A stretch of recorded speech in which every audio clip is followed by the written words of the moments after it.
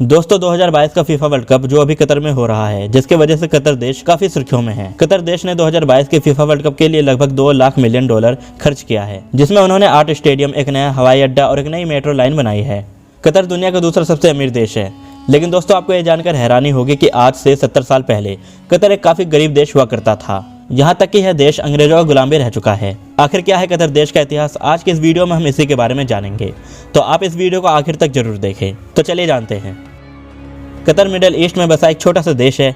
Qatar 3 तरफ से समुद्र से घिरा हुआ है, जहां एक तरफ सऊदी अरब का बॉर्डर इस देश से जुड़ा हुआ है।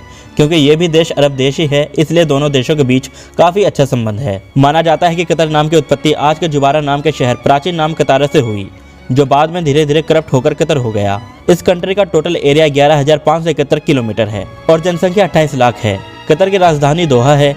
इस देश के प्रधानमंत्री खालिद बिन खलीफा बिन अब्दुल अजीज अल थानी हैं और राष्ट्रपति तमीम बिन हमद अल थानी हैं। कतर की करेंसी रियाल है। 1950 में कतर पहले एक रेगिस्तान हुआ करता था, जहाँ की जमीन उपजाऊ नहीं थी और पूरा इलाका बंजर था। इस देश में रेत के सिवा कुछ भी नहीं हुआ करता था। साल 1950 में इस देश में मूंगा बनाया जाता था, जिसे समुद्री सीप के अंदर से निकाला जाता है। कतर पहले एक गरीब और गुलाम देश हुआ करता था। इस छोटे से देश पर साल 1783 में कुवैत के अल खलीफा के नस्लों ने हुकूमत करना शुरू कर दिया। उसके बाद कतर पर तुर्की ने कब्जा कर लिया।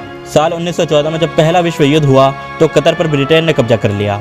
उसके बाद कतर को आज़ादी साल 1971 में मिली और इस पर सऊदी अरब का कंट्रोल हो गया। लेकिन इसके अगले ही साल खलीफा बिन हमद ने कतर को आज़ाद करने का ऐलान कर दिया और अपना शासन शुरू कर दिया। कतर के आज़ाद होने से पहले वहाँ के लोग मछली पकड़कर मोती बीन कर अपना गुजारा करते थे। साल 1930-1940 के बीच में कतर के लोगों के हालात बहुत ज़्यादा खराब हो गए, जब जापान ने भी मोतियों का उत्पादन शुरू कर दिया था, जिसकी वजह से कतर के लोगों के काम धंधे ठप हो गए, जिस वजह से कतर के लोग अपना गुजारा करने के लिए दूसरे देश चले गए। जिसके बाद कतर की आबादी 25,000 तक सिमट कर रह गई। लेकिन जब 1940 में कतर में तेल के कई कुओं की खोज की गई और उसका इस्तेमाल किया गया, तब कतर के दिन फिरने शुरू हो गए। तेल के इस्तेमाल की वजह से कतर में काम धंधों में इजाफा हुआ, जिससे बाहर गए कतर के लोग वापस अपने देश लौटने लगे। हालात ये हो गए कि कतर की आबादी साल 1950 में 25,000 से बढ़कर 1970 में 1 लाख हो गई। कतर के शासक शेख अब्दुल्ला बिन जस्सिम अल थानी ने कतर की धरती से गैस और पेट्रोलियम निकालने के लिए पानी की तरफ पैसा बहाया, जिसका नतीजा यह निकला कि यह जगह बहुत ही तेजी से पॉपुलर हुई। यहाँ की अर्थव्यवस्था में सुधार आया और लोग इस जगह पर इन्वेस्टमेंट करने लगे। किसी जगह सिर्फ तेल निकल जाने से वो जगह पॉपुलर नहीं बन जाती।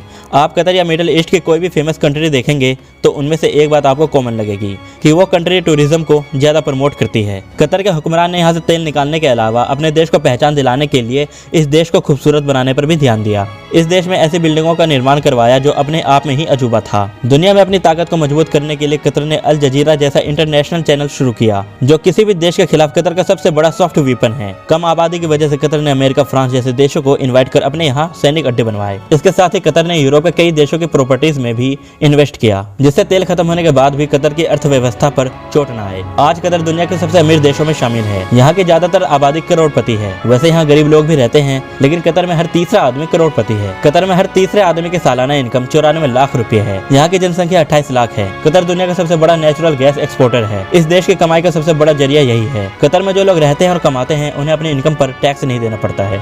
तो दोस्तों ये थी कुछ जानकारी कतर देश के बारे में। अगर आपको ये जानकारी पसंद आया हो तो इस वीडियो को लाइक जरूर करें और ऐसे इन्फॉर्मेटिव वीडियोस को देखने के लिए मेरे चैनल को सब्सक्राइब जरूर करें। तो ऐसे इन्फॉर्मेटिव वीडियोस के साथ मिलते हैं आपसे अगली वीडियो में।